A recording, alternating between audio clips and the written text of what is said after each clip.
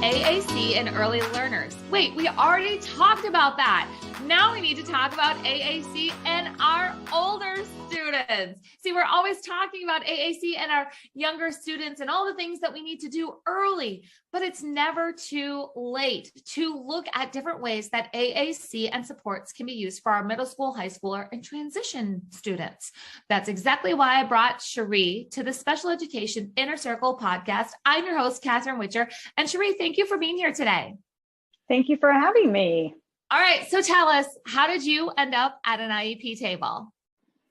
The first time I was ever at an IEP table, I was a brand new high school science teacher, and I had a student who apparently had an IEP, but nobody told me that this student had an IEP.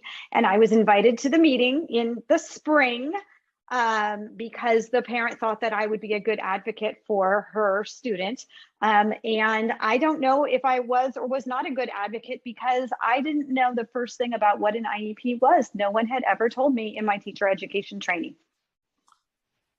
Just pause. It's like room silence at this point. Like, people don't believe us. So we say this all the time in the Master IEP Coach program, like, teachers are not trained in this. This is not a teacher's fault when they don't know some of the things that are happening, but you're supposed to know. I'm sure that you faked it really well, what you could through that meeting.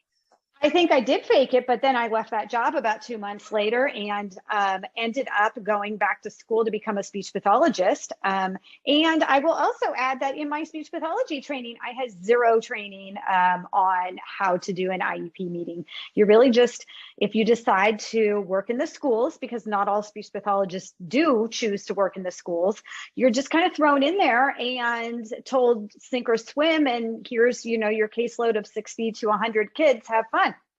Yeah. We talk about this all the time from the parent perspective, how parents feel like they're just throwing in, and it's not well known. Like I said, that it feels in a similar way. Now, don't get me wrong. It's a parent, it's their child. There's a lot of emotions behind it. I get the difference, but there are some similarities of, I've got a lot to learn. There's a big learning curve here. So when you and I chatted a little bit before this, we talked about, like, what do you love? Like, what do you love that's maybe different than some other practitioners, SLPs? And you talked about AAC. So tell us a little bit about your interest in that and the students that you work with.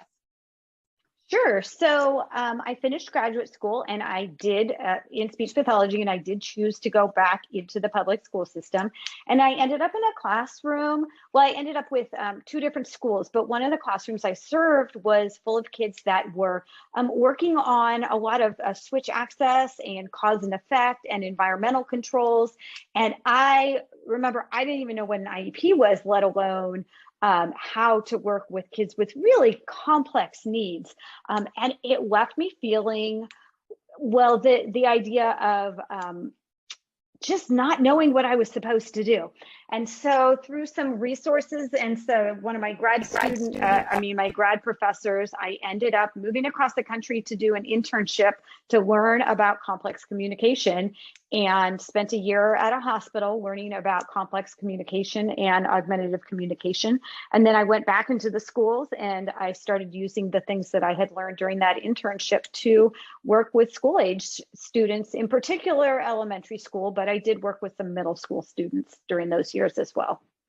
Yeah. So, I always say it's never too late, right, to look at AAC or to look at other supports. When we have students who have complex needs, communication needs, medical needs, just different level of supports that feel pretty intensive during the school day, a lot of times we are not looking at some of the creative solutions that we could have. So I would love to hear from you.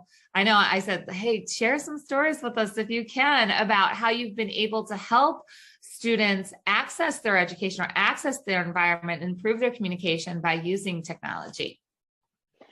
It has been a really incredible journey, especially just in this last year.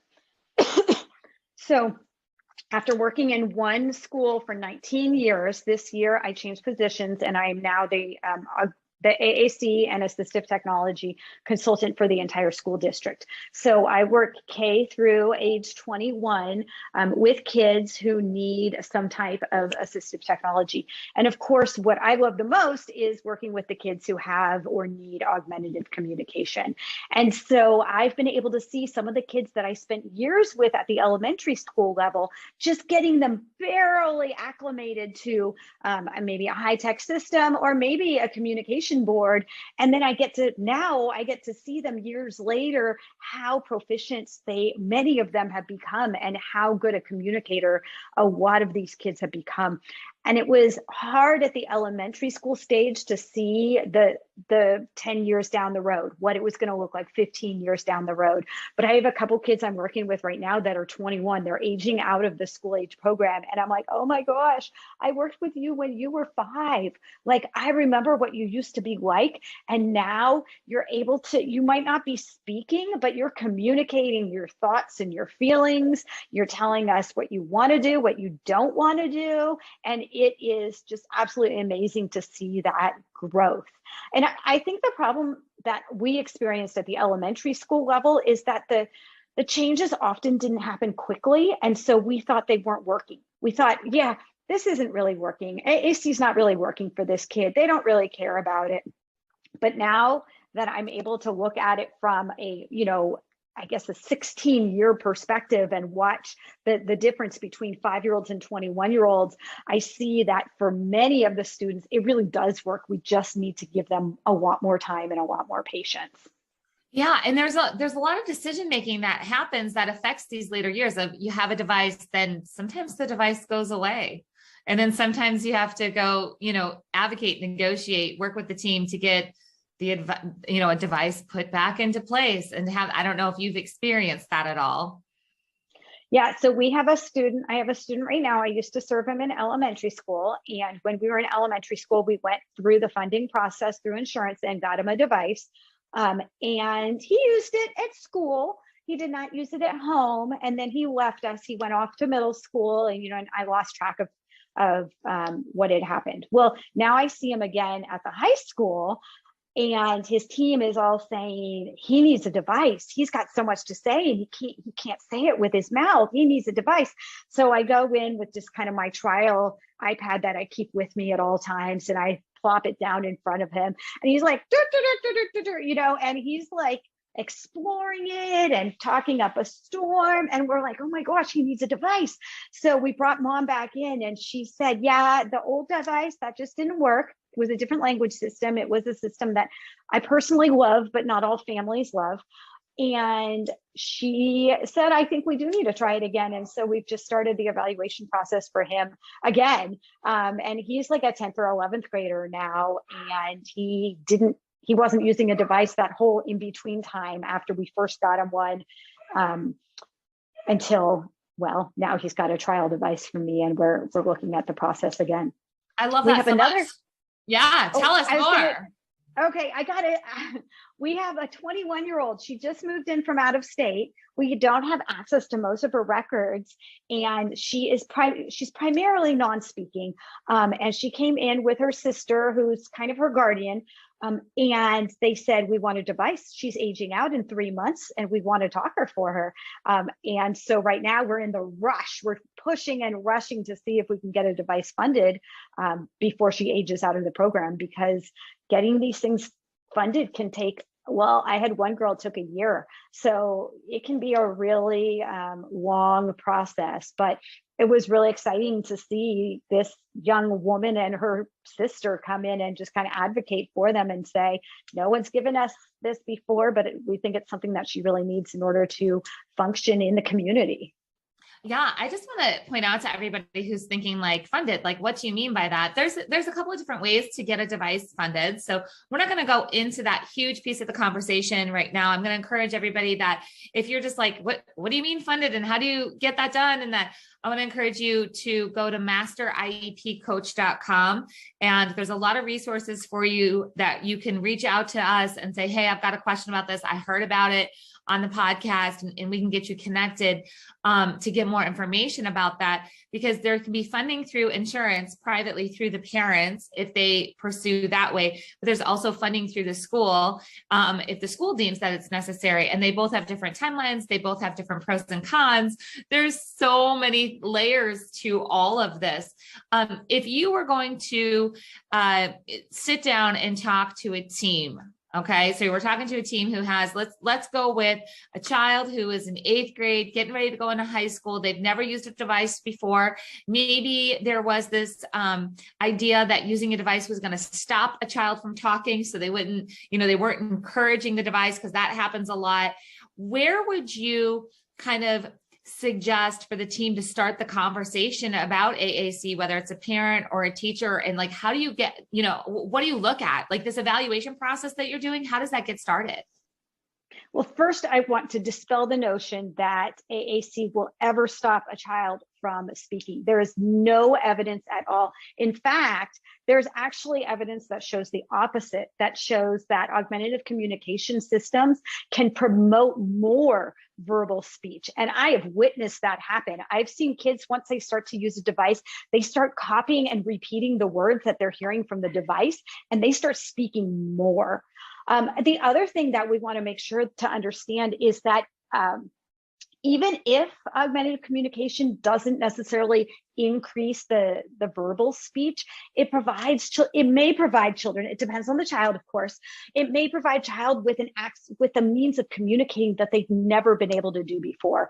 And I would argue, and I have argued, that the number one thing that you're doing in school is communicating. You're communicating verbally, you're communicating receptively, you're communicating by reading, you're communicating by writing. Everything comes down to communication. And if you don't have that foundation, whether that be with your speech or with an augmentative communication, then you're just gonna flail around. You're not gonna get any of those academic pieces as well, because that communication is the foundational piece to it all. Okay, now in regards to your question for evaluations, so it's going to work very differently no matter where you are.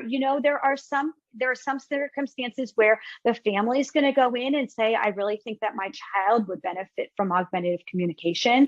Hopefully you're going to be in a school system where the speech pathologist or the special education teacher is going to notice. And hopefully even before all that, you're in some kind of situation where there's communication throughout the environment. There's visual communication throughout the environment. So for example, in my school district, we have a communication board that we have posted in all the classrooms. We try to get all the staff who are related to special education to wear it on a lanyard around their neck. I go in and I do trainings as often as teachers will let me go in and do it. And we're trying to provide this visual support from a paper-based system right from the very first day that child enters the school. And what we've seen is that some kids really pick up on that really fast. And some kids don't, and that's okay, because it takes a long time for some kids. And just having that visual support is the beginning of essentially an AAC evaluation. Not everyone needs a computer device for their augmentative communication. For some students, paper-based is the way to go. And actually there's research studies out there that talk about adults' preferences. And there's a lot of adults who use AAC that prefer paper-based, because it's not going to break down on you, because it brings your communication partner physically closer to you. There's a lot of great things about any type of augmentative communication. So it's important to realize that there's a huge spectrum of what is available, and that many individuals who use augmentative communication use it all. They sometimes use paper-based, they sometimes use computer-based, and they sometimes use battery-based. And so it's just tools. They're just tools to help us. And hopefully you have a child that's in a school system where somebody realizes, that child's communication is not functional, or it's not good enough to access their education. What can we do? What tool can we give them to help them access their education better?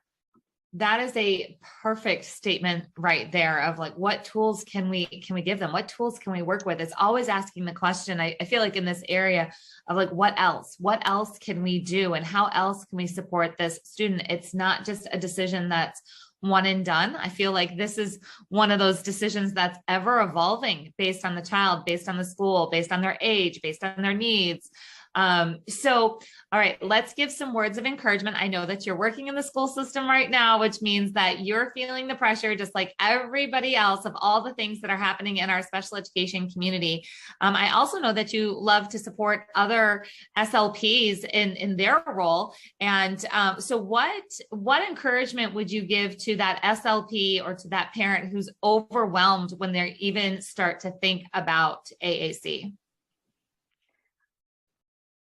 I have an acronym that I developed based on the research. There's lots of different acronyms out there for how to support our early language learners. And a lot of our students who use AAC are early language learners. Not all, but many of them are. And I like acronyms that actually spell words. So I came up with the acronym WISE, and I tell this to my staff all the time. And this relates whether the child is using augmentative communication or they're just an early language learner. And that is, first of all, they need to, W is for wait. You need to wait 5 to 10 seconds before you expect a child to say or even process the information that you are telling them. Because so many of our individuals with complex communication needs have a lot of processing time that they need to figure out what you're saying and then come up with a response if they're going to respond. The I is for invite. Invite those children to communicate. Don't force them. Don't say this, say that. Don't test them. What's this? What's that? But invite them. Make it fun. Like, wow, where do you think we should go tonight? What are we going to do? And if they don't answer, that's okay. But we're inviting them into that conversation. S is for show, and that is the modeling part of augmentative communication.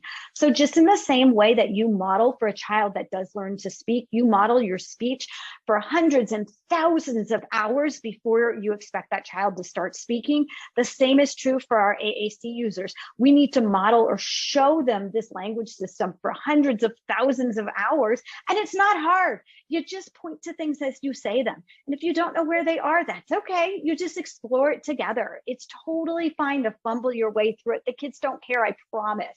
And then E for WISE is to expand, meaning you take whatever they give you and you expand it a little bit more. They give you one word, you turn it into two. They give you eye gaze, you interpret that as what you think that child is trying to say and give them the words. I think you're trying to say blank, and just expand their language just a little bit more.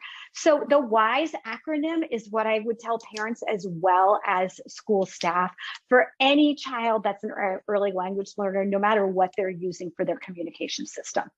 I love that. I love learning new things. And I love that you have that acronym. It really does simplify things. I'm going to encourage everybody that if you took anything away, the snippet where you were nodding your head saying, yes, I needed to know that, I needed to hear that you leave a comment or a 5-star review, share this with a friend. The more that you comment, leave a review, share with a friend, the more parents and teachers that find this podcast, they find the information. And that's what we need to do in special education, is collaborate and share information. So please help share this. I also want to encourage you, wherever you're watching this at, there's going to be links on how you can connect with Cheri. You have a course coming out, you mentioned, correct? So this summer, who should take the course?